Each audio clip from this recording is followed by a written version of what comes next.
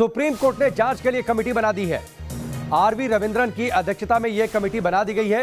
ये इस वक्त की बड़ी खबर। कमेटी के सदस्य 8 हफ्ते में अपनी रिपोर्ट दे देंगे। इस वक्त की ये बड़ी खबर है। सरकार हमेशा राष्ट्रीय सुरक्षा का हवाला नहीं दे सकती। आरोप संजीदा है। सरकार का स्टैंड साफ नहीं है। सरकार का खुद कमेटी गठन का प्रस्ताव खारिज किया गया है। इस वक्त की बड़ी खबर है। बड़ी खबर पेगासस मामले की सुनवाई कोर्ट में चल रही थी।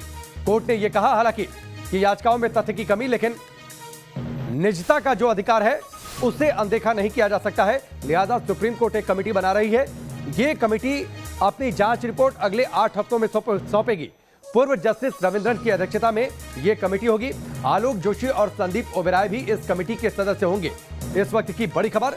और दो टूक शब्दों में कोर्ट ने यह कहा कि निजता का अधिकार सबसे बड़ा है और इसे अलग नहीं किया जा सकता है। आरोप संजीदा है। सरकार का स्टैंड साफ नहीं है और हर बार राष्ट्रीय सुरक्षा का हवाला देकर सरकार बच नहीं सकती है।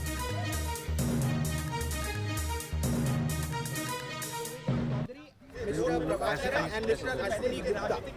And the Supreme Court has directed that within 8 weeks the matter will be relisted again. In the meantime, the committee has to examine all aspects of potential breach of privacy. The judgment as it was read out in the court is laced with different aspects of both privacy and the rights of journalists to function freely without state interference. हम कोशिश करते हैं बात करते हैं। Court से अपने नहीं हिंदी में करना है। सवाल चर्चा की आंसर आज सुप्रीम कोर्ट की 3 जज की खंडपीठ जो honourable chief justice of India के द्वारा हेडेड थी, उन्होंने अभी जस्ट जजमेंट दिया है पेगासस मैटर में। जैसे आप लोगों को मालूम है कि कुछ रिट पिटिशन दायर की गई थी, जो एक पब्लिक इंटरेस्ट लिटिगेशन भी थी कुछ, और कुछ जो लोग इम्पैक्टेड थे जिनका खुद का फ़ोन या सॉफ्टवेयर हैक हुआ था पेगासस, वो भी आए थे कोर्ट के सामने। तो आज जो आंतरिक फैसला जो सुप्रीम कोर्ट का आया है, उसमें सुप्रीम कोर्ट ने एक जॉर्ज ऑरवेल की कोटेशन से सीक्रेसी के बारे में उससे शुरुआत की और फिर जो राइट टू प्रिवेसी है उसके ऊपर एक लंबा डिस्कशन बताया कि राइट टू प्रिवेसी जो हमारे संविधान में है उसके क्या महत्व है और उसको स्टेट ब्रीच नहीं कर सकता है। उसके बाद उन्होंने डिटेल में एक जर्नलिस्ट का right to function without interference, journalist का सोर्स रिवील नहीं होना चाहिए, इन एस्पेक्ट्स पे भी डिस्कशन है। फिर फाइनली उन्होंने यूनियन ऑफ इंडिया की जो एफिडेविट थी, जिसमें यूनियन ऑफ इंडिया ने एक लिमिटेड एफिडेविट दी थी जिसमें कहा था कि हम कुछ ज़्यादा डिस्क्लोज नहीं कर सकते हैं, उसको रिजेक्ट किया। वो कहा कि वो सफिशिएंट नहीं है, हम एक्सेप्ट नहीं कर सकते हैं। जो पिटिशनर्स कोर्ट के सामने थे उनको पहली दृष्टि से उनके केस को उन्होंने मानने पाया और इसलिए उन्होंने कमेटी अपॉइंट की है। कमेटी जो है वो रिटायर्ड सुप्रीम कोर्ट जज ऑनरेबल जस्टिस रविंद्रन के थ्रू हेडेड होगी और उसके जो बाकी मेंबर्स हैं वो जो मैं नोट कर पाया जब जजमेंट पास हो रहा था, वो आलोक जोशी, संदीप ओबेरॉय और 3 टेक्निकल मेंबर्स में Naveen Kumar Chaudhary, mister Prabhakaram and mister Ashwini Gupta होंगे। और कोर्ट ने 8 हफ्ते के बाद मैटर फिर लिस्ट किया है। इस दौरान कमेटी अपना काम करेगी। रिपोर्ट कब तक देनी है, कुछ कहा है? ये 8 हफ्ते का समय उन्होंने दिया है रिटर्न के लिए और बाकी जो सवाल है मेरे कॉलीग प्रदीप चड्ढा जी हैं वो आंसर। तो इस वक्त की बड़ी खबर आप सुन रहे थे। सुप्रीम कोर्ट ने अपना फैसला दिया है। आरोप संजीदा है। सरकार का स्टैंड साफ नहीं है। पेगासस विवाद की जांच होगी। अरविंद हमारे साथ जुड़ चुके हैं, सीधे उनका रुख करते हैं। अरविंद, ये बड़ा फैसला है, पेगासस विवाद की जांच होगी। सुप्रीम कोर्ट ने इसके लिए कमेटी बना दी है।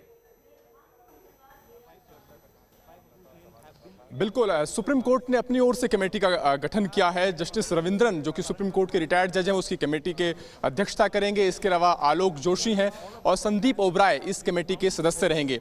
इसके अलावा 3 टेक्निकल एक्सपर्ट की टीम भी सुप्रीम कोर्ट ने बनाई है। इस कमेटी को 8 हफ्ते के अंदर रिपोर्ट देने के लिए कहा है।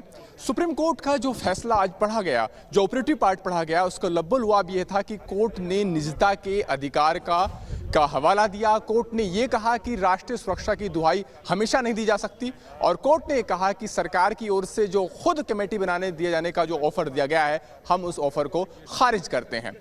कोर्ट ने यह भी कहा कि इस मामले में जो कुछ याचिकाएं दाखिल की गई थी, वो याचिकाओं में कुछ तथ्यात्मक त्रुटियां थी, याचिकाओं में कुछ सबूत के तौर पर नहीं दिया गया था, लेकिन और मीडिया रिपोर्ट्स पर यह याचिका दाखिल की गई थी। लेकिन इसके बावजूद चूंकि आरोप बेहद संजीदा थे, आरोप ये थे कि एक विदेशी एजेंसी के जरिए जासूसी कराई गई, याचिकाकर्ताओं की तरफ से कहा गया कि खुद उनकी जासूसी हुई, लिहाजा हमने केंद्र सरकार से इस पर जवाब मांगा।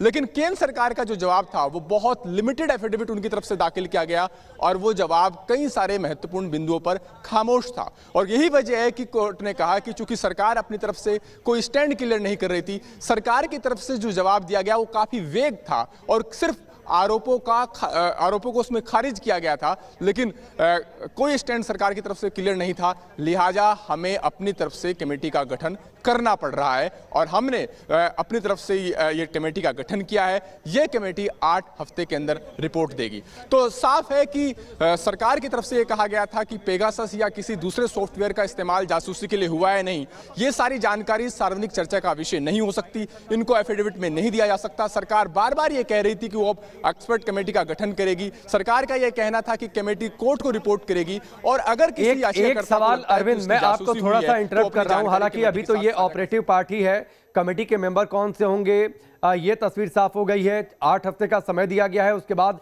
इस मैटर को लिस्ट किया गया है। लेकिन एक सवाल सुनवाई के दौरान भी उठा था, ये पूछा गया था कि सरकार ने इस सॉफ्टवेयर का इस्तेमाल किया या फिर नहीं किया।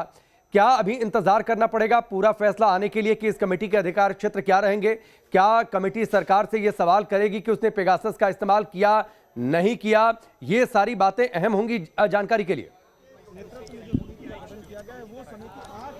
बहुत अहम सवाल आपने पूछा। ये देखना बाकी होगा कि कमेटी का अधिकार क्षेत्र में क्या ये भी रहेगा कि वो सरकार को इस बात के लिए विवश करे कि सरकार इस जानकारी को उसके साथ साझा करे, क्योंकि सरकार कोर्ट में आर्गुमेंट के दौरान एफिडेविट में ये बात को रखने से बचती रही है। सरकार का ये कहना है कि अगर वो हाँ या ना दोनों में जवाब देती है तो ऐसी सूरत में ये दुश्मन देश को मदद करेगा और वो ये जानकारी, चूंकि राष्ट्रीय सुरक्षा से जुड़ा मसला है, लिहाजा ये सार्वजनिक चर्चा का विषय नहीं हो सकती। उन्होंने ये जरूर कहा कि जो कुछ भी उनको कहना है वो एक ऐसी कमेटी बनाना चाहती है जिसमें सरकार के लोग शामिल नहीं होंगे और याचिकाकर्ता उसको अप्रोच कर सकते हैं। लेकिन सुप्रीम कोर्ट ने जो सरकार का जो जवाब था, जो एफिडेविट के शक्ल में कोर्ट में रखा गया, जो सरकार की तरफ से आर्गुमेंट रखा गया, उससे कोर्ट संतुष्ट नहीं था और यही वजह है कि कोर्ट ने मानते हुए कि आरोप बहुत संजीदा है, आरोप यह है कि याचिकाकर्ताओं का की निजता का हनन हुआ है और खुद कोर्ट ने माना कि जो प्रेस की आज़ादी है उसके कई अधिकार की भी कोर्ट ने अपने इस ऑर्डर में बात की। इन सब के मद्देनजर कोर्ट ने माना कि ऐसे आरोपों के मद्देनजर, जबकि आरोप इतने संजीदा हैं, कोर्ट को अपनी ओर से एक कमेटी का गठन करना पड़ रहा है जिसमें 3 मेंबर, जिनके नाम मैंने बताया, जस्टिस रविंद्रन, आलोक जोशी और संदीप ठीक है अरविंद, फिलहाल आपका बहुत बहुत शुक्रिया। लेकिन ये इस बात का जरूर इंतजार रहेगा कि डिटेल फैसला आ जाए, उसके बाद ये तस्वीर साफ हो कि जो कमेटी बनाई गई है जिसमें टेक्निकल मेंबर भी हैं, इस कमेटी का अधिकार क्षेत्र क्या रहता है, दायरा क्या रहता है। 8 हफ्ते का वक्त तो दिया गया है, लेकिन अधिकार क्षेत्र इस कमेटी का कितना रहेगा, क्या रहेगा, इस बात का भी इंतजार रहेगा। बहुत बहुत शुक्रिया हमसे जुड़ने के लिए। यहां पर रुकेंगे ब्रेक के लिए, बहुत जल्द वापस लौटते हैं।